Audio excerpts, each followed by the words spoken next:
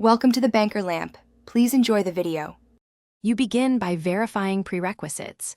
You need Salesforce admin permissions and a supported Outlook build.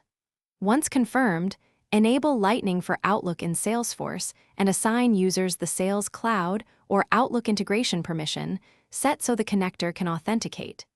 Next, install the Salesforce add-in from Microsoft AppSource or enable the server-side sync. This initial configuration lets Outlook and Salesforce exchange authentication tokens and prepares your org for synchronized email and calendar actions.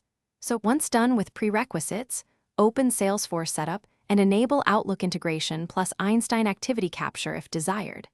This controls email logging automation. Then configure email to Salesforce or server-side sync, add and verify user mailboxes, select sync direction for events and emails, and set daily logging preferences.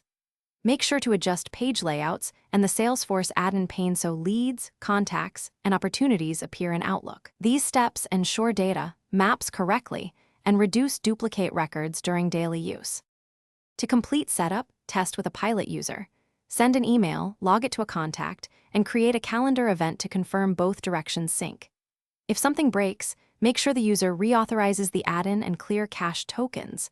Additionally, verify license and mailbox limits in Salesforce. For stubborn issues, enable debug logs and review email logs or Einstein capture diagnostics to identify mismatches. If errors persist, revert a change. Rerun the test, and then escalate with collected logs for faster resolution. Thanks for watching. If this was helpful, leave a like and consider subscribing. See you next time.